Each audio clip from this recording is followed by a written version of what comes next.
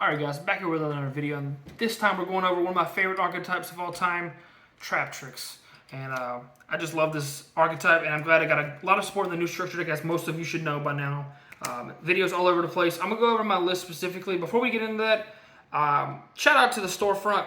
You guys have been doing pretty well, checking out the play mats and the hoodies and the customization stuff that we have. We make jerseys like these that I'm wearing right now. Put their name on the back, put the number, whatever you want on the back, whatever you want on your playmat, we can do it. Your hoodie, same way. So just check out the storefront. This is one of our example playmats I like to carry with us. But this is just, it's just really good quality stuff. So make sure you check that out in the link description. And use Airfare 10 at checkout to save yourself 10% on your entire order. But team showed up today. We got a bunch of team members hanging out there. 3 of us in top 8 from Airfare Game. A shout out to you guys. And I wanted to go ahead and show this profile because I know a lot of people are interested in it. Romello, Stratos for your trap holes, and then you have spell and trap destruction when it's special summon. Your bread and butter. You want to start with these cards. 3 Mantis, this is your actual Stratos for your TrapTrix monsters themselves. And then you have the ability to recycle your spell and traps, like bouncing them back and forth, which helps sometimes, but not that much. You have 3 Arachnacampa. This card was pretty strong. It allows you to quick effect special summon itself and be an extender, and that has protection for your spell and trap cards that are set. Really nice. You got 2 Pudica. I was only playing 1, but 2 is nice. You can start out 1 sometimes if you feel like you don't really need that many. But so being able to see a TrapTrix monster in general is just how you get their ball rolling. And sometimes I'm still having trouble finding one. So maybe need to increase to 3rd Pudica just so I can see one. Or maybe even a 3rd DNA.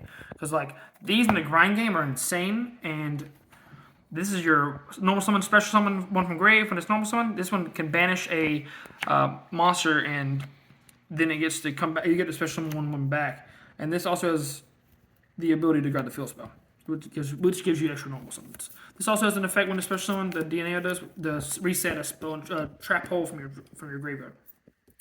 And that's it for the actual TrapTrix monsters.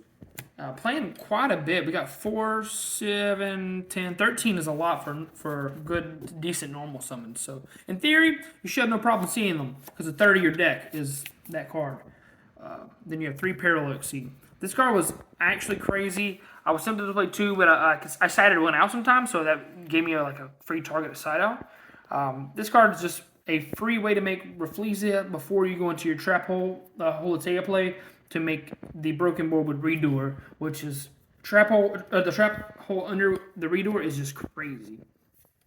Too many interactions for most players to deal with. 3 Ash, which is probably the best hand trap in the format. We also play 3 Imperm. And this card was really strong as well. And then you have 2 Nibiru. In reality, this card underperformed, and Ash was the most overperforming, and Imperm was really good. So probably could try to maybe take out the Nibs. They do conflict with another card in the deck, but that didn't come up today. Then we got, for spells, 1 Garden. This is your extra normal summon field spell that you add of Pudica, so you only need 1. And then it has the ability to special summon 1 of your TrapTrix from your graveyard or hand by banishing one of your monsters that you control. So even if you had like a Nibiru on your board or something like that, you can get rid of it. This is a beater, so it's not really like something you would normally do. But if you want to go on like a quick Serath or going to battle, whatever, that's cool. But that doesn't really come up either. But this card, just being able to recycle some of your XYZs, and it's really good. And you bring back Sarah, it's cool. But a lot of times they get rid of this pretty quickly. So, and also can prevent them from being destroyed by battle once per turn. Then you got 3 Prosperity. This card was pretty strong every time I used it. I feel like it's necessary if you want to play competitively. You can play the Trap Tantalizing card, but the Prosperity is really nice. To the Trap Holes, 3 Holotea. This card is the MVP.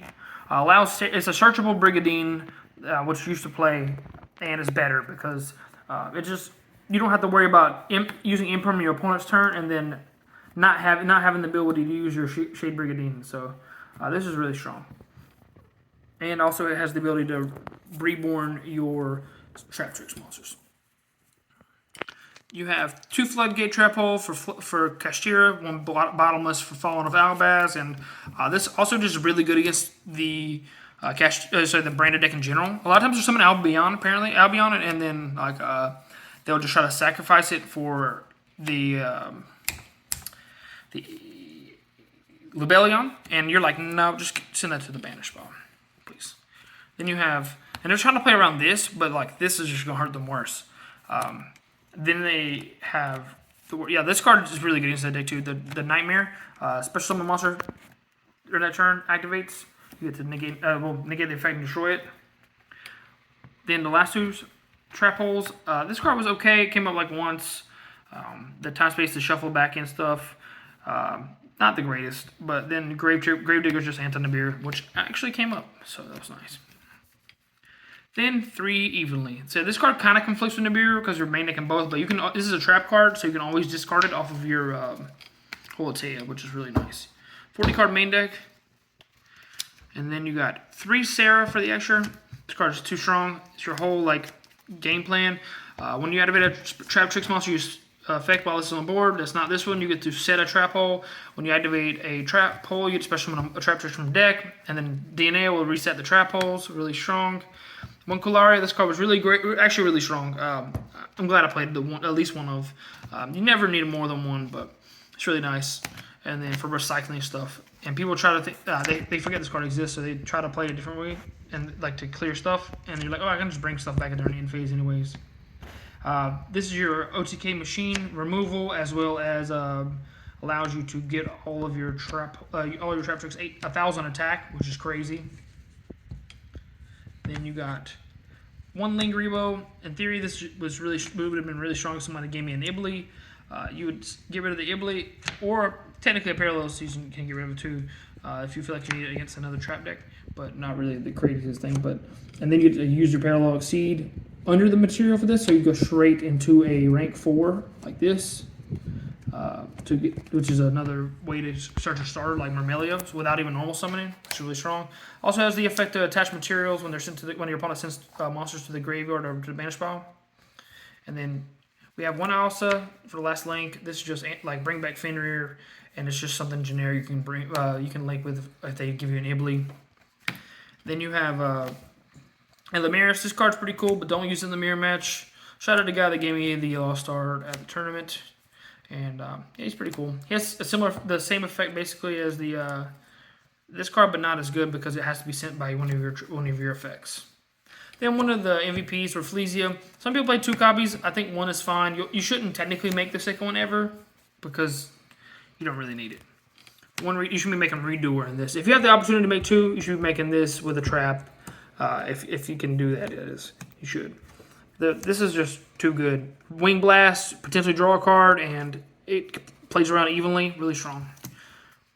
And then we got Cowboy for game and time. Just didn't come up, but I like for burning gas. But I did use it to attack, so I could have enough attack points to not like die, and I can clear something and then do a little damage and then make Zeus, which was cool. Then Baguska, which didn't come up. Oh, and then the 2 Zeus. In reality, I probably should have played this card in my extra deck. Exton would have been kind of cool. Shout out to Drew for recognizing that I probably really should play this. There's a few times where I was like not able to clear the entire board, but if I was able to do this, clear the board, then attack, and then make Zeus, that would have been really nice. So I could use a board wipe on their turn too. So something to think about. To the side deck, we got 2 Bell for the only monsters in the side. This card was really powerful. It won me a match against Wes. Shout out to Wes for being a great opponent in top 8. I also lost to him in Swiss, which was a really close match as well. Losing the dice roll was pretty hard against Brandon, especially when you want to have this for like Brandon in red, and you want to have it for like just like most of their good fusion effects. Then you have 3 Book of Eclipse. And this is where it gets a little spicy. 3 Raigeki, 1 Duster, and then 3 Thrusts.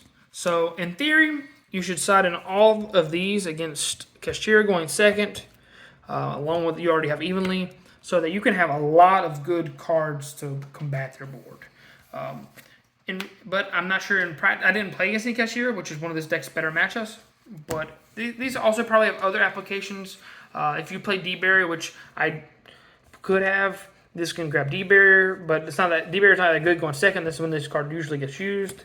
But yeah, just good cards. These were really nice in the mirror match for TrapTrix, so 4 wipes are cool. And then the 1 duster, like I said, and 3 judgment. I did side in judgment a few times going first because I would take out the 3 evenly, 4 to 3 judgment.